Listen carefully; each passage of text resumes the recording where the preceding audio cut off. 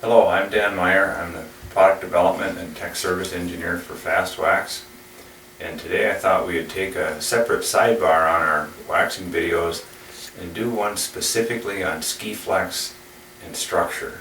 These are two areas that I think skiers make the most mistakes when they wax skis or they set up for racing.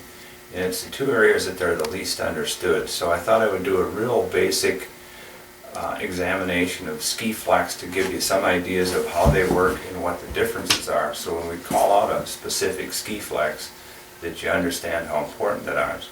There are points in racing or in skis or snow conditions where sometimes the ski flex is the most important part, sometimes the waxing is, and sometimes the structure is.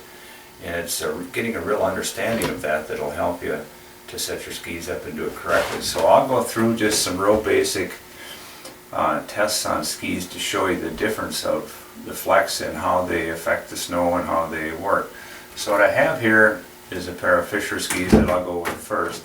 And this is not meant to be any brand specific. These are just skis that I have of different flexes that work extremely well in different conditions.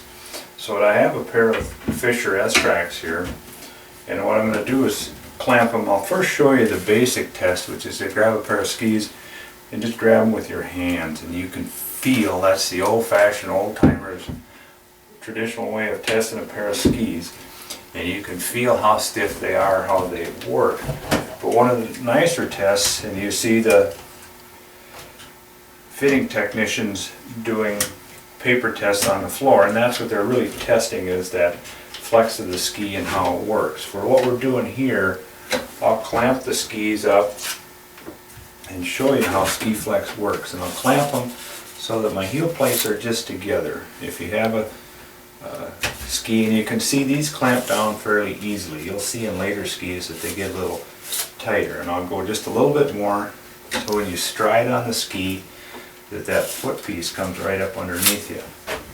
Then I'll slide my paper down the ski, and you can see on these skis that as I pull it through, it's extremely smooth and very easy to pull all the way down. It makes contact right in here, so I've got a nice soft tip on the ski, but yet when I pull them through the contact points, they pull through nice and smooth and it releases. And you can see when I pull my card back up in, it slides easily back up into that ski. So there's really no hot spots in these skis. These are excellent in soft snow and work extremely well. If you get them out on a hard track, they're a little bit hard to control, but these skis are definitely flexed for softer snow. Now to show you the difference of that, this is a pair of skis I've had for several years for skiing in a hard track. In the Twin City metro area, what people call hard track to us is normal snow, and what we call hard track is boilerplate, where you can barely get an edge on it. And you can see from these skis that when I press them, I can't get them together. They're very stiff. And I'll show you the differences on them. And again, I'll clamp them up with my clamp, and we'll look at the flex patterns on these. Now these skis have been excellent hard track skis for very stiff snow. A couple of the examples we have for races here is we do two big races in the Midwest that are very different. One is the American Birkebinder, the other one's the Moravasa Lopet. The Moravasa Lopet is a flat course, there's one hill in it. It's in wide open farming land, so the trail is generally windblown, icy, and very hard packed. So you need, on that race, you need a ski that's very stiff that you can ride. It's a very fast race. It's actually a drag race. And you need a stiff ski. Now if you go down these skis, you can see the front is fairly soft, but when I hit right here on that ski, it pulls hard all the way through. So there's a hard packed spot, a hard contact area in this ski, front and back. And you can see that they get a nice tip, they ride up, but when they get onto that hard snow, here's where they pull hard and they pull out smooth. These skis have been very fast over the years, and that's why I've kept them. They'll work extremely well on a hard track. But if you take this ski with that real hard contact point on it, put it into soft snow, it will plow and the ski will be very slow. So you can see the difference for soft trail, soft ski, hard track tail hard ski. The other ski I've got that I'll show you is one that I use in kind of the intermediate mid-20s, kind of a medium to a soft ski. They flex down a little bit easier, but they're kind of that in between. I found these skis to be really nice in cold snow and on that medium to hard trail.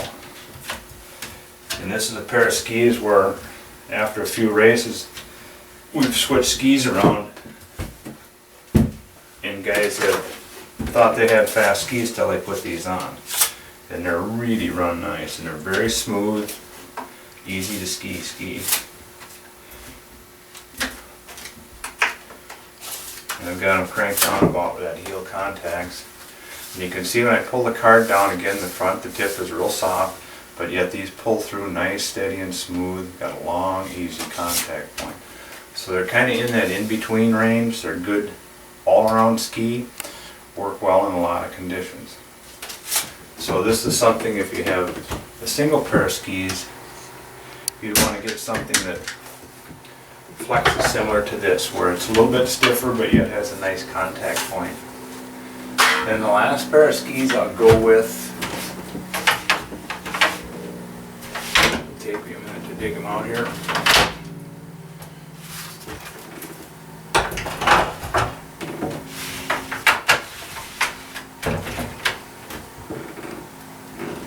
Is to show you is a wet snow ski. And this is something, these are an old pair of skis. I've had them for years. In the Midwest we don't get that often where we're racing in truly wet, sloppy snow. But when you do, it's really nice to have a set of skis that are flexed for that. And I've probably only raced on these skis 4 or 5 times in 7 or 8 years.